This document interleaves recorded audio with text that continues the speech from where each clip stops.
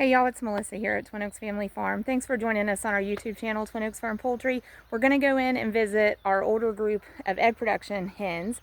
And when we say older, really they're only about 2 years old. There's 2 in the group that are like 4 years old and 5 years old, but for the most part, for our egg production hens, we try to keep them about 2.5 years old and younger. So as they approach 2.5 years old, we start to try to rehome them, hopefully get them to a family that will keep them as backyard chickens where they can just enjoy being out and producing eggs for a single family. But while they're here, they're in a small egg production operation for sales of eggs by the dozen, either in subscriptions or on demand.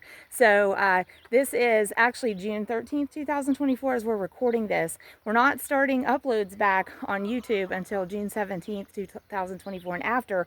We took a little family break. We also raise meat chickens, and so our last meat chickens were the very end of May 2024, and then we had a break from them until June 12th, 2024 for flocks of meat birds. So that gave us 2 weeks, and we took a week of it and went coastal. We joked around that the chicken mafia of Southeast Ohio, that's what we kind of get called in our local circle, all in good fun, just for fun. But it's just because of the different things that we try to do with the poultry. But the chicken mafia of Southeast Ohio went coastal. We had a really great time. We went to the Outer Banks, North Carolina, USA. We didn't do any videos while we were down there, but it's a beautiful area, and maybe we'll try to throw in some of the places that we went and saw. But one of our favorite things was we rode the car ferry. So put your vehicles on a boat, and we rode the ferry from Hatteras Village over to Ocracoke Island. So it was neat, and then we ate waterfront there on Ocracoke Island, actually at a little restaurant called Smacknally's. So if you're ever Ocracoke Island, North Carolina, Smacknally's was a great restaurant that we ate at. 5 of us in my household, we all enjoyed it, loved it. So there's one of the things from our trip, but we're going to check in on the older egg production hens here.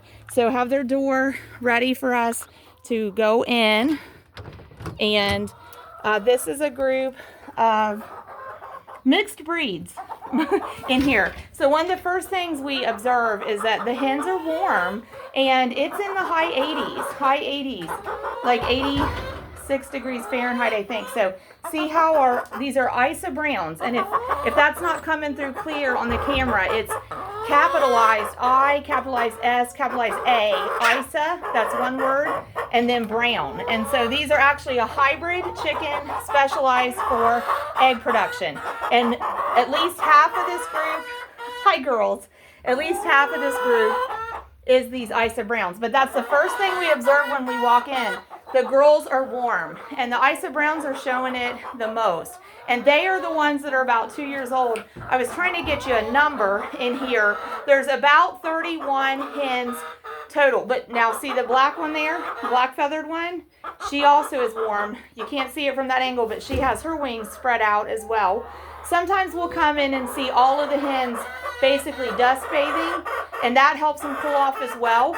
And that's why we get some deep, like here's a deep hole in the bedding here in the floor of their dirt floor building, but they'll dust bathe. That helps keep them cool. We have the windows cracked, and I can feel air moving in here, but you can see them panting a little and holding their wings out. So they're telling us they're warm. But we refilled their waters this morning, so they actually have 10 gallons of fresh water in here.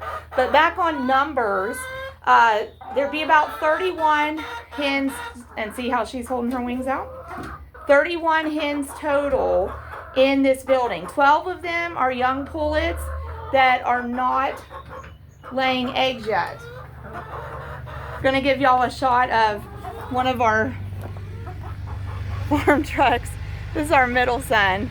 Nickname he goes by is Whale, and that's actually our oldest son's truck. They worked out a deal where he's borrowing the older son's truck for I think a little bit of a rental fee, but at any rate, he's headed back to work. He works at a feed mill actually, so they're like kind of extended family to us, is the feline.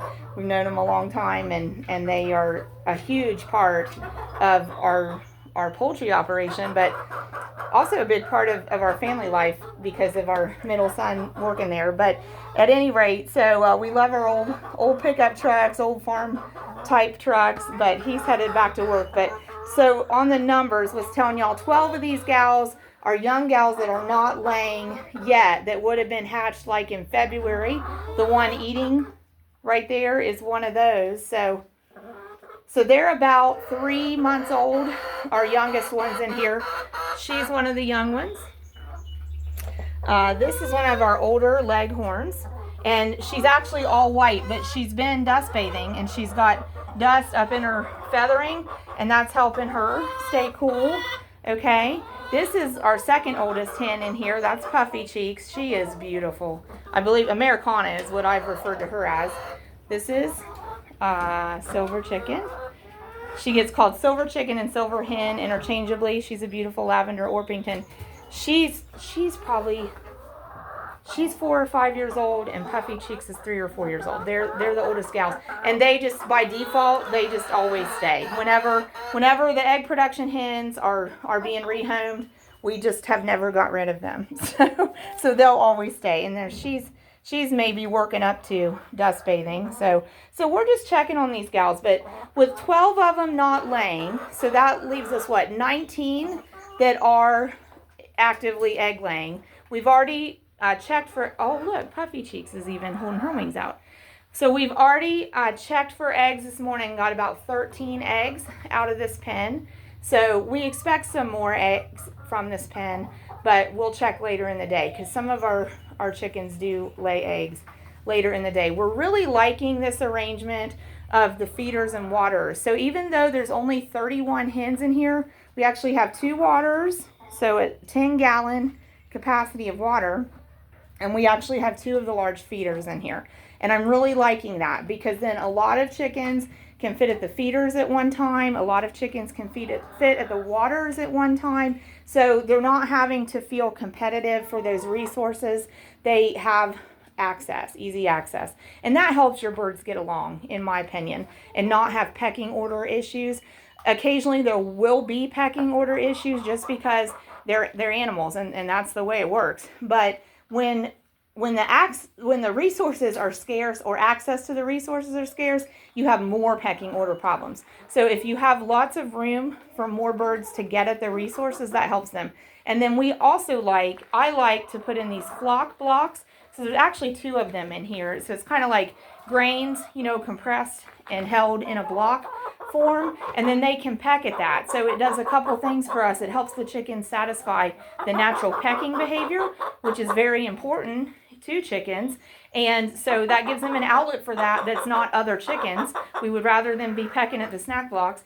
It does figure into part of their ration then, and we don't want to disturb that because they're on a complete feed, and we want their whole ration to be coming from their complete feed, but it's still a nice variety for them. But plus it also offers another feeding point. So if one's hungry and both of these feeders are full, they could always go peck at the flock blocks until a space opens up at the feeders.